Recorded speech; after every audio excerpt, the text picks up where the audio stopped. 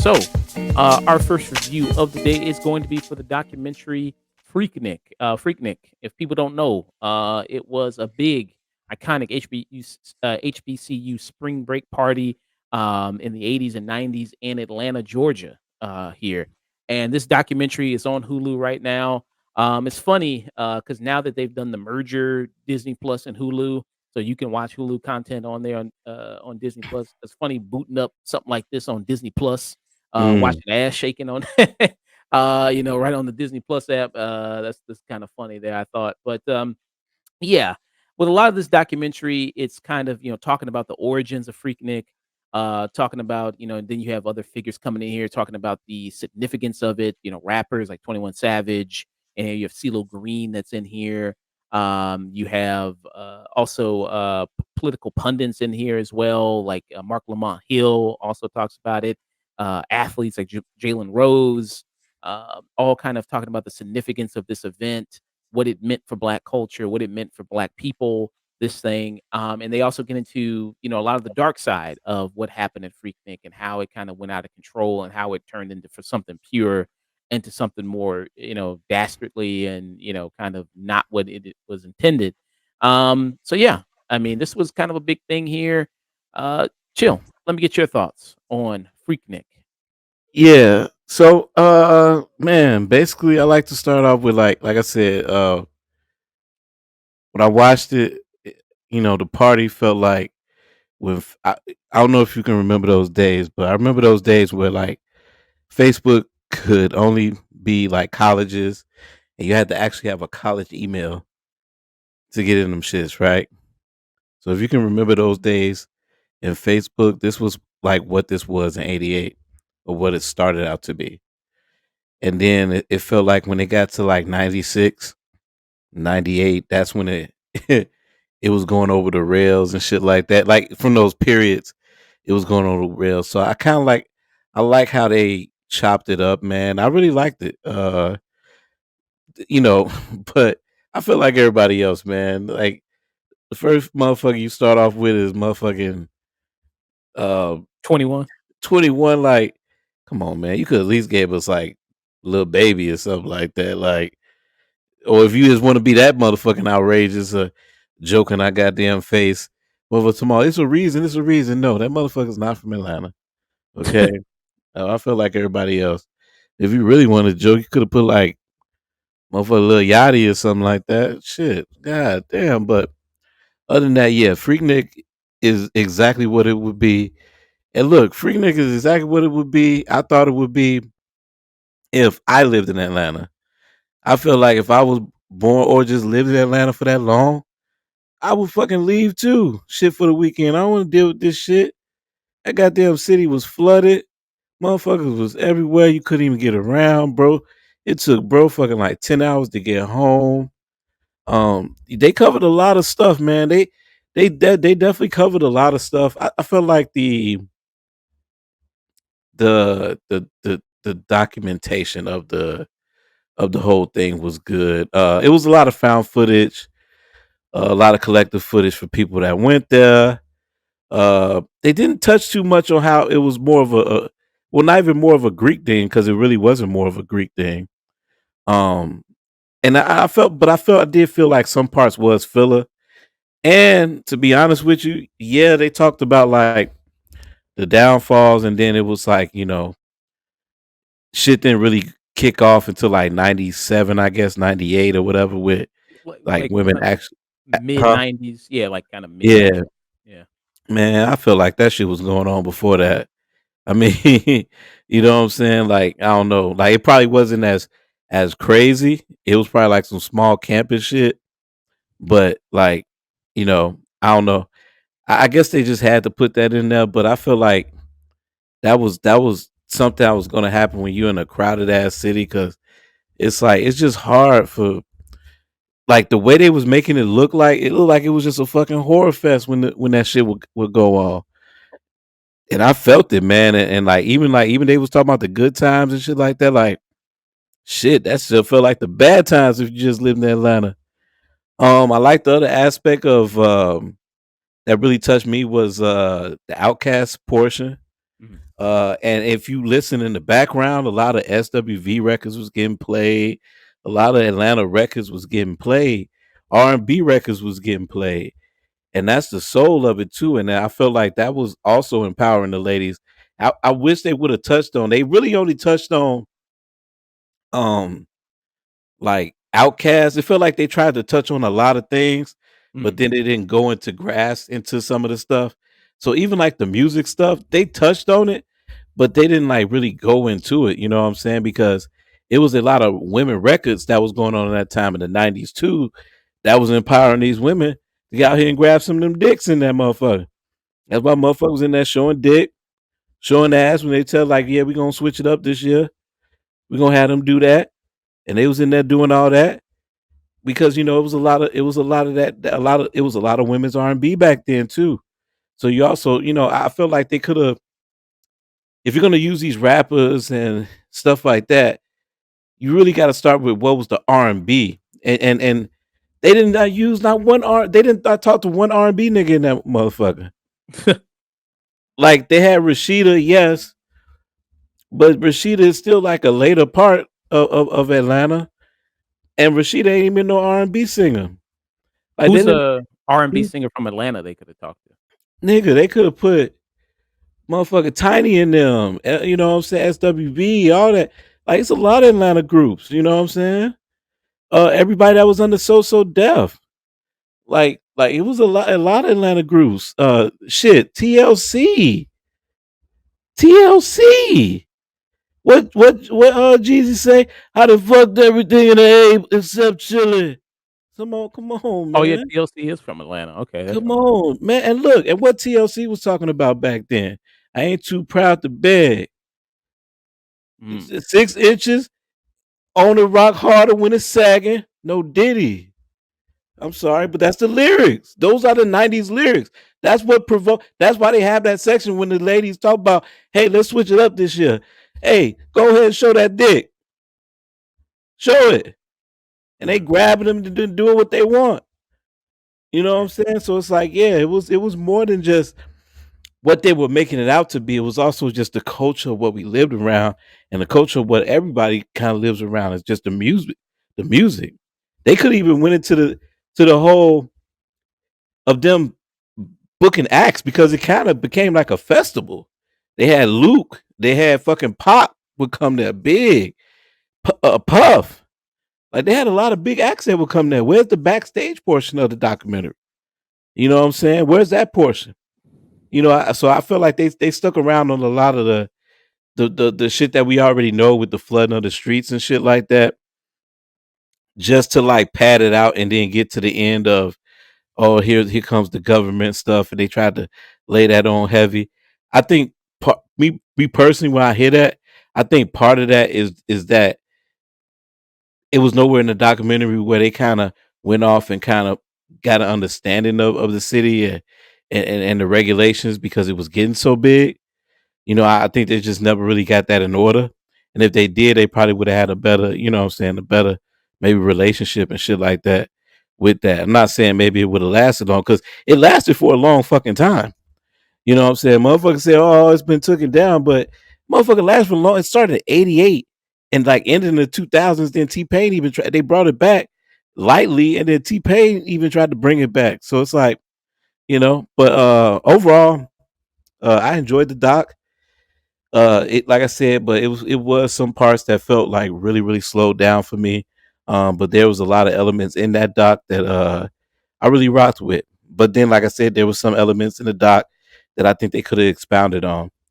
And I think there's some people in the doc that I really think they could have expounded on too, in the ways of it being Atlanta. You know what I'm saying? And I don't think it's really that hard to get like Tiny and her group and Chili and fucking, you know what I'm saying? And what's in the, Chili and T-Bar. So I don't think it's that fucking hard, but I guess, you know what I'm saying? But yeah, overall, like I said, yeah, I'm just in the middle of it, but it was an experience, but it's nothing different than what you would find, I would say, on, on YouTube. Yeah. So this documentary was directed by P. Frank Williams there, that's doing it and looking at some of his other stuff there. I don't think he, mostly like kind of producer I see here. Mhm, And this is pretty short. It's only an hour and 20 minutes that mhm, this is, so it's not a very long documentary. It's not broken up into different parts. So yeah, just strict hour and 20 minutes. And if you didn't know anything about Freaknik or you didn't have any, I mean, I vaguely knew about it. So for me, this was a little bit new. It just and they talk about the origin of it. So they said that it was done by Spelman students there. They came together. They wanted to do a party because a lot of the people living there they couldn't go home because they didn't have enough mhm, money to go home. So they were like, they wanted something to do for the summer break. They came up with this concept of Freaknik. The name comes from the song, like Freak Out, like that mhm, song, and then also picnic. So they combined those two words together to make Freaknik there. And at first, they talk about how this was just an event, just for mostly college students. You know what I mean? Just for them to kind of hang around, do stuff. Started in the '80s, then as the time went on, and like School Days really, push that culture too also. They definitely acknowledge that. Have you ever seen School Days? I've seen School Days, yeah, and they bring that up in the movie. They bring up, black cinema was booming at the time, Mhm. '80s, '90s. So you had, of course, Spike Lee. You had the director, what's his name? I'm blanking on it right now. John Singleton. John Uh, Singleton, yeah. you had him. Some other black directors there that kind of coming up around that time, doing movies like School Days, doing movies like Friday, doing movies like that that talk about more of black people in college, black people wanting to go to college, that kind of aspiration there. So you did have that. So that they talked about that in the movie as well. Yeah. So yeah, they talked, and they also mentioned the growing popularity of Freaknik there, how it was being mentioned in a different world. Mhm, It's like that was kind of surreal there. But then they also mentioned, with all these people as it gets more and more popular, more and more people they're coming from all across the country now to come here. The people driving from South Carolina, people driving from, all these different places come, and then traffic is just piled up. You know what I mean? Like you couldn't even, like you said, the guy he was trying to get home from work, it took hours. It took like 8, 10 hours to get home from work because Atlanta traffic is bad. Atlanta traffic, they said like, yeah, there's that reputation that Atlanta traffic is already bad. But, mhm. then it was especially worse. And people from Atlanta just decided, oh, when it's Freaknik, I'm leaving. I'm going, I'm heading out the city because it's like I can't get anything done because But of it all was these a lot people. of money coming in though. They said it was like at least about 22, $20 million a year, even though them kids was coming from out of town. Not all them kids was broke either. Yeah. So, I mean, you did have that. So that was kind of one of the benefits there of it. So I like, the kind of the first part of it talking about the celebration here of, kind of black culture there of, the HBCUs. And they mentioned, again, other than the fact that they couldn't really go anywhere to travel to celebrate spring break, they talk about Daytona, which is the one that happens there, which is Mhm. more, kind of white oriented, white kind of led there, that they were like, "Yeah, I mean, we could go to those things, but it really wasn't our thing. It really wasn't. It didn't feel like our, for us or anything like that." Um, and Daytona Beach, that's like the spring break a lot of people go to there in Florida. Mm. They have those, and so they said they wanted kind of more for something for themselves, in creating that. So I thought that was kind of nice. I thought that was good. He And talked then about and then I could see a whole bunch of black folks just going to the middle of the map besides going to Florida any goddamn way. yeah, Niggas gonna flock to the middle of the map, goddamn it.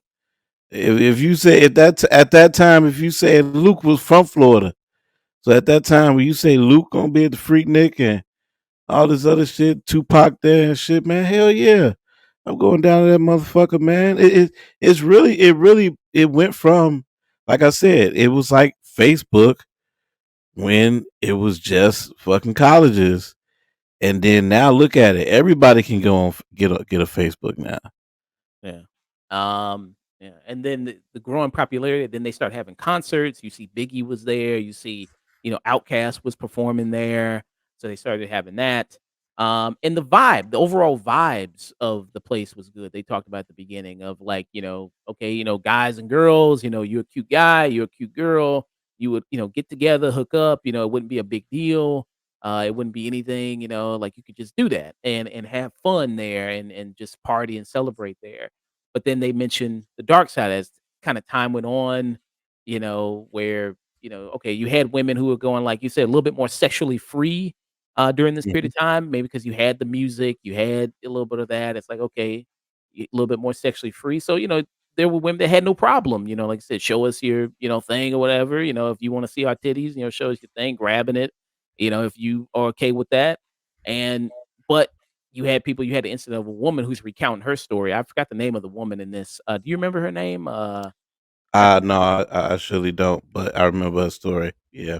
who she said, I think she was waiting in traffic Mhm. and there was just a crowd of guys and they all surrounded her and they were just kind of ripping her clothes off and, you Yeah, know, her friend purse, got stolen out the car, and so she kinda, like they were in the middle of traffic, and she got out. Her friend got out and, like, went into the crowd, and then somebody just, like, got in the car while she was in the car and was, like, fighting with her, and so I guess the crowd just seen her fighting with him, pulled her ass out the shit, ripped her yeah. shit. Yeah. And that led for, trauma for, her life there entirely of crowds, what I mean, a black man specifically there, that she kind of had trauma from that. And that's where you saw things. And then that on top of, the Olympics were coming to Atlanta. They play Yeah, that. Where that was like, okay, we can't have all this going on and we're gonna have the Olympics. We gotta be pristine here that host the Olympics for the city. And then it was lead to a little bit more of a crackdown on Freaknik on people kind of coming into the area, and then people talking about, these stores. It's like people, not spending too much money there, maybe destroying some property there, urinating in people's yards, like doing all leaving, stuff everywhere. So you did have that, and they talked about that towards the later part of the documentary, and then they also talk about. You said it wasn't just meant for college kids anymore because you had 40-plus-year-old dudes who were going down there on spring break and, partying with these people. It's like, this is not really a space for you to be here, but it just became open to everybody there. and then the in-towners too, I think they didn't really touch on.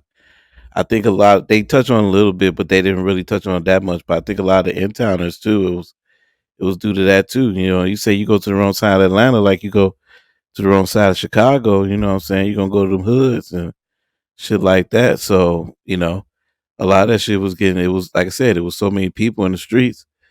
Atlanta is like what I hear, and maybe somebody can prove me wrong, but somebody told me because I haven't been to Atlanta, but somebody told me like Atlanta is like you'll see a high rise condo and then right behind it is a whole ass motherfucking hood. You know what I'm saying? So Yeah. you know what I'm saying? So it's like even with that happening to that girl, that was a big thing. But I feel like even if they would have, that's why I say they touch on things, but they don't go super into them. But I bet you it was other shit going on too. You know what I'm saying? Because Oh yeah. I just feel like with it being that big and shit like that, I'm pretty sure motherfuckers was getting robbed and shit too. So I'm pretty sure it was other incidents. But with that and everything, I don't think that kind of turned the tide.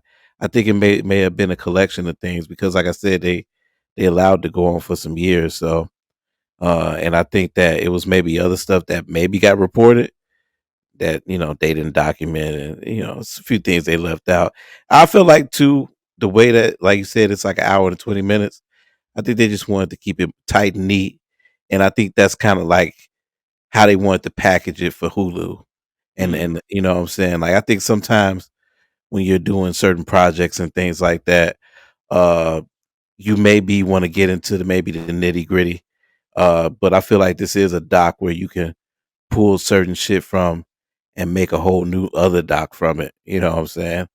Yeah. Um, and I just feel like this is kind of like just a nice little starter pack to like, you know what I'm saying? If you like if you're a kid that you just you lived in Atlanta and you're born in Atlanta now, you know what I'm saying? And, I keep bringing him up, but he's an Atlanta person. But like Lil Yachty and shit like that, the people that's making Atlanta go round right now and shit like that, and you live in Atlanta and you do want to learn some shit about that, I'm pretty sure you can go in and dig deep on more inner things that happen within a lot of that shit too. So Yeah. And they talk about the makeup of the city of Atlanta. A lot of people Mhm, said Atlanta is almost, because it's top down, a lot of the wealth of, some of the wealthiest black people, bring a lot of money to Atlanta. The politicians are heading up the city are black. A lot of the wealth and high, businessmen and a lot of the well-to-do people there are black. So, it was something different than you saw the makeup of other big cities they talk about. Like you see a lot of big cities, a lot of segregation in big cities where you'll mhm. see, black people going to maybe the downtown area to work, and then they come back to more of a south part of town, and then you have that division there of black and white on north and south. Chicago is very much like that. You have that division there. You play Milwaukee's like that. So you have big cities kind of like New York, maybe that's kind of has that little bit of a division there. But Atlanta, it wasn't like that. Atlanta, you did have a lot of that money kind of going around and seeing it wasn't uncommon to see well-to-do black people in areas there. And it also kind of also touches on a little bit of because the documentary opens with them doing like a rebirth of Freaknik, like a 2023 version of it, Mhm. trying to do that and trying to do more of a 90s inspired thing. But then later on in the doc, like Jalen Rose, he talks about you couldn't do Freaknik today because everybody got their phones out, everybody want to post something on social media, Yeah. in some sense that's a bad thing. In some sense, that's a good thing because when you did have that, I mean, if there was situations like that going on where, people were getting grabbed and people were getting, Mhm, clothes ripped off and getting mobbed and everything like that, maybe it does help to record those things because maybe somebody's gonna be scared about that and then run off and then, mhm, so it's kind of a good and bad thing there. But it was mhm, just, you did have that freedom there to just kinda go out there, have fun, not worry about, put somebody posting you somewhere, trying to, get likes and clicks and embarrassing you there or something. mhm. And they mentioned how everybody had some people had the big ass camcorders there, you know what I mean, walking Yep. around with that shit on. They mentioned the clothing that was worn there, like you had the women with the coochie cutters on, The um, cars, like, just the cars and what they were driving and shit too, like, that was a big thing sleeping out in there. U-Hauls because they couldn't afford hotels. Yeah, yeah. Um, another thing too is like, damn, I was just about to say what the fuck I was about to say. I was about to say something. Damn, I was about to say something. With I forgot. Go ahead. I'm Stacey sorry. Lloyd, that was her name. That was the woman, Is it Stacey. like, oh Yeah. no, no. Oh, I was about to say, and they even ended that way too. Like they ended where Kenny Burns is one of the people that they talked to too. And Kenny Burns was like, "Yeah, man, we're not gonna be able to bring this shit back. It's the name." And I think with the documentary, man, it shows you how stained the name is. Like you can bring Freaknik back, just call it a festival, but you just can't call it Well Freaknik. well, I mean, like Mark Lamont Hill said, I mean, we need Freaknik, but not exactly Freaknik, not the The name or name, but the essence of yeah, Freaknik, the party aspect of it is, I think, probably and something that's all they got to do. They just can't do the name. Maybe they can do it, call it the Nick, but just make it a festival. A lot of festivals pop up anyway. All these cities be having these different type of festivals. All they gotta do is make a festival up and get some of the nastiest rappers they can get, some of the sexiest rappers they can get, like Sexy Red and shit. Have her throw her ass on stage. Maybe want to get Summer Walker or something like that. Even though she don't really do that much raunchy music, but still a sex symbol. You know, just get a lot of sex symbols. Get a lot of motherfuckers that rap nasty, maybe the City Girls or something like that. And if they can build a roster like that, and let's say they can just call it the Nick. They can just Yeah, call it the Nick and just make it a festival. But it's just like yeah, it's just the name is tarnished. It's like it's like branding it's like buying the rights to a name and then now it's like finding out like the owner was a slave master or some shit. Like that's how the name Freaknik is. Like so it's just like yeah, you can just call it something different. And they do. They Atlanta got other festivals and shit that they be throwing, so it ain't all hope lost. yeah. So yeah, I mean, that's kinda what they kinda say about it, yeah. Mark Lamont Hill, yeah, maybe the essence of it can kinda come back in a way people need it. Um, yeah. So, what rating would you give Freaknik? Um, I would give it I would give it a low tune in because even though like I said, it is by the book. It's nothing too spectacular with the filmmaking of it. But at the end of the day, it is some things that they left out that you would wish they would put a little bit more information in there. But like I said, they also it just seems like they packaged this just for a streaming services. They packaged this and sold this the way that they wanted to sell this. They just didn't want to put this out. They wanted to sell this. So Yeah. I don't know, good to maybe watch, maybe sit your mom and dad down, this is what they used to do back in the day. There, ask them if they would have freaking probably some moms and dads, are in this footage right here, exactly. that are being shown. So yeah, this was a decent watch. To see it, maybe you could have done a little bit more, elaborate on kind of some more things. Because I said it is pretty sure it's only an hour and 20. Maybe Mhm. made an hour and 50, maybe 2 hours, maybe elaborate on some things. Better Yeah, guess. better guess maybe. No, no, no. I be honest. That's one of my gripes. That's what went into my shit. Like better guess. Like you know what I'm saying? Like it could have been better guessed. Like you really didn't have to have fucking 21 Savage in there. Like you really could have replaced. Like I wanted to see some R&B. Like R&B was a big mainstay. Just don't talk about music and then just talk about Outkast. I feel like that was a bit disrespectful. You know what I'm saying?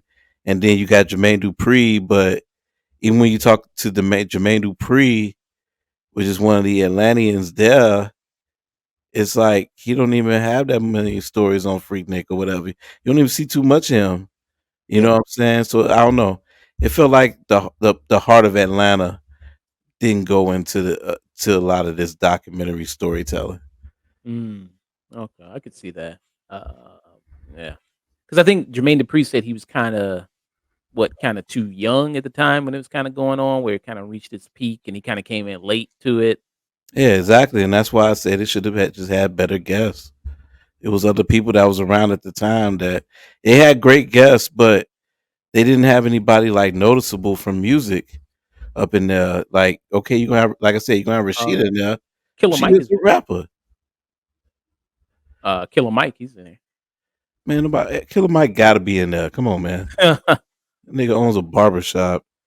Everybody be loving Killer Mike and be seeing him as like the Atlanta representative, but Killer Mike done did so much other shit, dude. Like, come on, dude. Come on, man. They didn't really do a lot with, Lil Jon. Lil Jon was here, they didn't really do a lot with Lil Jon. they didn't do yeah, they didn't do a lot with a lot of the music people in there. It's like it's like yeah, like I say, yeah. I don't know. They wanted, I guess, like they wanted to put what they wanted to put in there, and they had it. They you could tell like it felt like it was like sectioned off from a beginning, middle, and the end. But they should have did this as episodes. I think they if they would have did this as episodes, this probably would have been a way better like healthy watch of what this really was, and really get into like just the nook and crannies of what the fuck this really was and the business of it. I really wanted to see how they handled business. I really wanted to see how they handled all this shit going on in the city of Atlanta. You know what I'm saying? With this shit getting big, because you don't let this shit get damn near 10 years big without like you know what I'm saying. I wanted to see what the hardships was. So I'm pretty sure it wasn't easy. I want to see what getting the artist was and shit like that. But like I said, yeah, I think this would have been way better as episodes. Maybe 5 episodes. This would have did some damage. You know what I'm saying? But like I said, they probably just going to do like a real mini doc. Yeah. I also give it kind of a low tune in around that territory for this. Hmm. Yeah, so that was 2 tune-ins for Freaknik, the wildest party ever never told.